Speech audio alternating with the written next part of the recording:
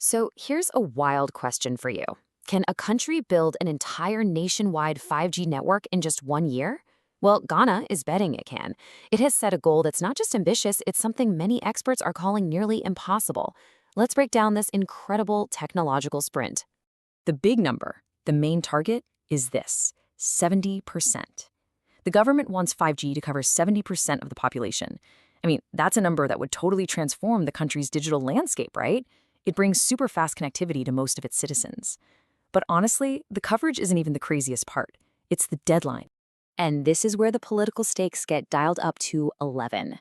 They've tied this tech milestone directly to a huge national one, Ghana's 70th Independence Day. The symbolism is obvious, and it creates this perfect, catchy slogan: 70% by the 70th. So this isn't just about infrastructure anymore, is it? It's a statement of national pride and a declaration of progress. Now, to be fair, even the government admits this is a tough one.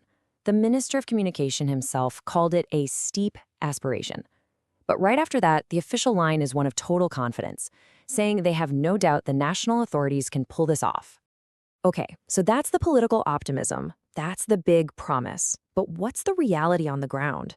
Let's switch gears and move away from the aspirational goal and look at what the engineers and industry experts, the people who actually build these things, have to say about this timeline. And yeah, they don't mince words. Their assessment is pretty blunt. The consensus among the people who know how these networks are built is that getting to 70% 5G coverage in just over a year is, to put it simply, virtually impossible. So the big question is, why? Why are they so sure it can't be done? This skepticism isn't just some gut feeling. Nope, it's based on three very real, very big roadblocks. Let's deconstruct exactly what's standing in the way of Ghana's 5G dream. We're going to dig into three core challenges. First, it's about the basic physics of 5G and just the sheer amount of equipment you need. Second, the economic reality. Who can actually afford to use this shiny new network? And finally, we'll look at what history tells us from Ghana's own 4G rollout. Okay, the first thing you have to get is that 5G is just a totally different beast than 4G.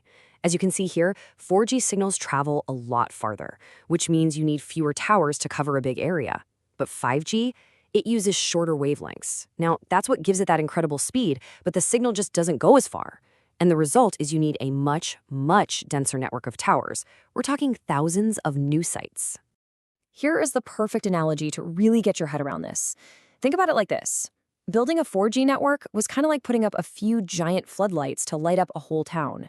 But building a 5G network, that's like having to install thousands of smaller, but way more powerful spotlights on pretty much every single corner. The amount of physical work and money involved is just on a completely different level. All right, let's talk about that second hurdle, because it's just as critical. I mean, even if they somehow pull off a miracle and build the network, you've got the human element. You need a 5G-capable phone to use it, and for a lot of people in Ghana, the cost of those phones is just way too high. So you end up creating this device divide, where this amazing network exists, but a huge chunk of the population just can't access it. And for our third hurdle, we don't need to look at case studies from other countries or anything. We can just look right at Ghana's own history. The 4G rollout gives us a really powerful reality check on what's actually possible. And this chart, wow, it just lays it all out, doesn't it? It puts the scale of this challenge right in front of you. Look at that. It took Ghana almost 5 years to get its 4G network, which is way simpler, to that same 70% coverage mark. And now, the plan is to do the far more complex 5G rollout in just 1/5 of that time.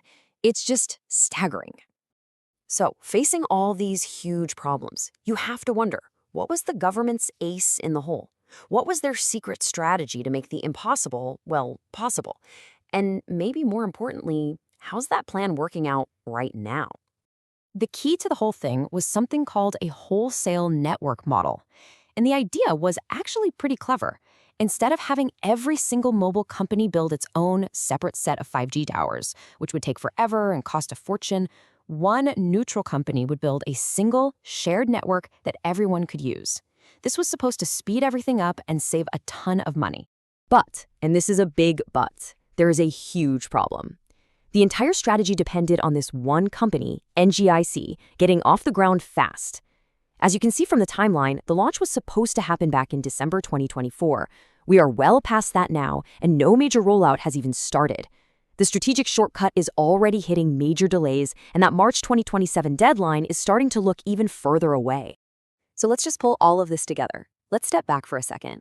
What we're really watching here is a classic story of incredible, soaring ambition colliding head-on with cold, hard, practical reality. And honestly, the stakes couldn't be higher. On the one hand, if they succeed, Ghana could leapfrog its neighbors and become a true digital powerhouse in sub-Saharan Africa.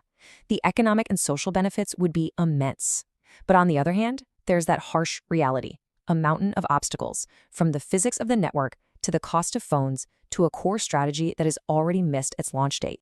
And that brings us to the final critical question. This really isn't just about cell towers and data speeds anymore. It's a test of national will against some very real logistical constraints.